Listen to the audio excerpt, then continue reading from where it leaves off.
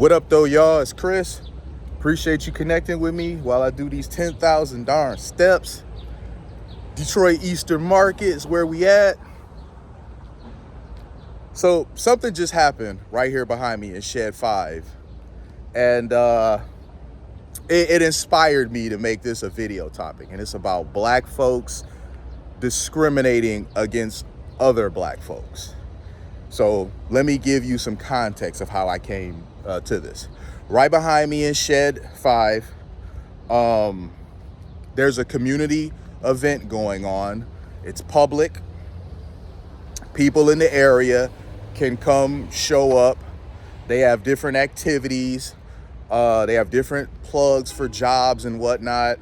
Just a lot of goodwill, a lot of wonderful community outreach stuff. I love that sort of stuff. I love that energy.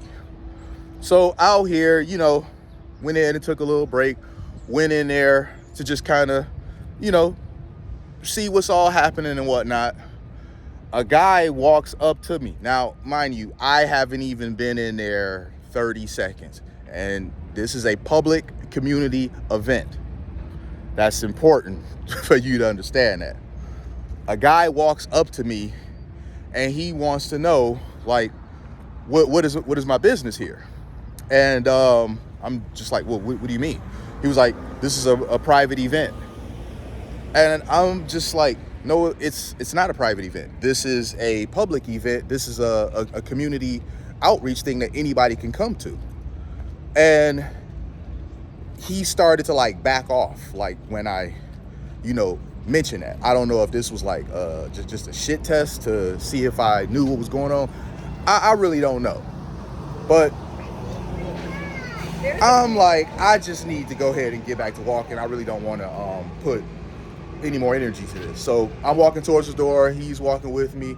And so I just was like, OG, let me ask you a question right quick. Why'd you pick me? And he was like, what? I was like, what is it about me, out of everybody here in this place that's coming and going from this shed? What was it about me that made you believe I didn't belong? What was it about me that made you think I was out of place? Like, why did you decide to single me out of everybody? And he got the most shocked look on his face, because he really wasn't expecting me to not only be so calm, but really kind of confront him, about what had just happened. And he was like, well, I didn't mean anything by it. And I'm like, okay, perhaps you did, but why did you single me out of everybody here? Because there's a lot of people here. And he was like, because she didn't recognize who you were. And he pointed over, and I look over, and it's just people. There's like no particular person. Come over here and sit for a second. There's no particular person looking over in our direction that looks concerned about me. And I know that's a lie, because if there was somebody that was concerned about my presence, he wouldn't have put them on blast like that. He wouldn't have been like, oh, she put me up to it. Like, that was a total lie. So when he did that, I knew that he realized he was on some BS when he stepped to me. And so I just went ahead and dropped the issue. He was like, I didn't mean anything by it. I'm just security. I'm just doing my job. And I said, okay, OG, I appreciate you, man. Keep doing your job, man. I shook his hand and I went ahead and left. But it really got me to thinking that in my life, the majority of the time that I've been looked at funny and discriminated against, it's been by other people that look like me. Like we talk about racism and whatnot. And though racism exists, I'm going to be 100 with y'all. I don't experience racism like that. Racism exists, but we be talking about white people this and whatnot. It don't be the white people that be giving me a hard time. It's always people that look like me. So that has to be confronted. That has to be talked about. Why is that? We love categorically to talk about how white folks keeping us down, white folks do this, white folks treat us this kind of way. But that don't be my experience in day-to-day life. I have been throughout my existence, treated differently by my own people than anybody else. I have never been treated worse by someone else than I have my own people. And that just is what it is. That has been my life. And I love my own people. I champion for my people to do better. And that's why it just kind of, it troubles me and it perplexes me because I don't get why that is. Now, at the same time, I'm not going to pretend like we don't got bad apples that'll have you looking kind of sideways like, But I don't fit that description. I'm out here, I'm a dude. Look at me, okay? I'm wearing a freaking sleeveless tee, some workout shorts, some typical running shoes, and some damn Mickey Mouse Beats headphones. Yes, tell me how threatening I look. Yes, tell me that I look like I'm about to rob you. So I'm sorry, even though we got our particular types in our community that kind of look rough and look like they might be a little shady or whatever, I don't fit that description at all. I've never looked like that. So no. And when I confronted him about it, and I was very nice, I wasn't nasty in any way, but I was very straightforward and blunt.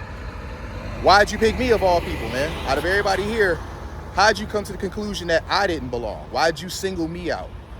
He couldn't give me an answer. That's why he tried to make up some mythical woman who was giving me the concerned eyes or whatever.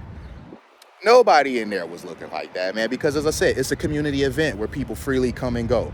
So there'd have been nothing about me, some guy coming in there with Mickey Mouse headphones, just, looking around or whatever and saying hello to people and stuff, that would have triggered some sort of red flag. I'm sorry.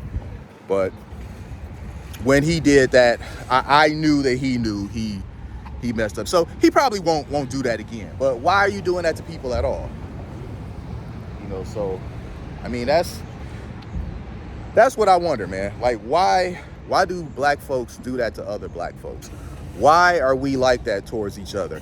It's no other group that does this. If this were a Hispanic run group over in Southwest Detroit, nobody coming and going would have been treated that way. If this were, a event that was happening that was in a predominantly white area, nobody coming and going would have been treated that way. It's only when we do stuff in our own community and we behave like that towards our own people, our own community, the very community that you're supposed to be doing an outreach for, you acting like this towards. So I don't know, man. That's it.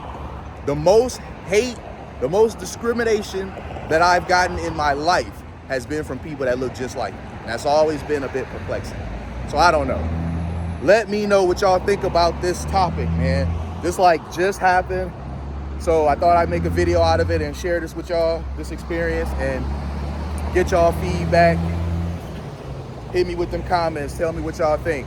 If y'all got y'all own stories.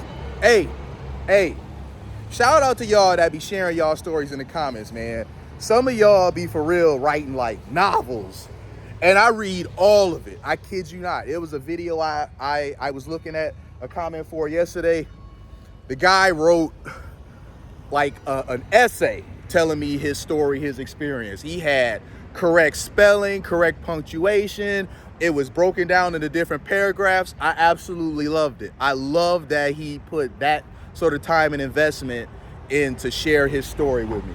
So I tell y'all, I read the comments, man. It's a lot of comments I get now. I noticed that, since I've started encouraging y'all to leave comments, y'all really be showing up in this comment section. And I want y'all to continue to do that. Don't think that it's too many comments and I'm not reading all of them. No, I really do be reading all of them. Sometimes I get so many comments that I'll be sitting there for a good 30, 35 minutes just reading the comments. I kid you not. So keep doing that, man. If y'all got experiences like this, let me know. Talk to me. Share them experiences with me. And yeah, like this video if you liked it. Subscribe if you haven't already. I'm gonna talk to y'all soon. Peace.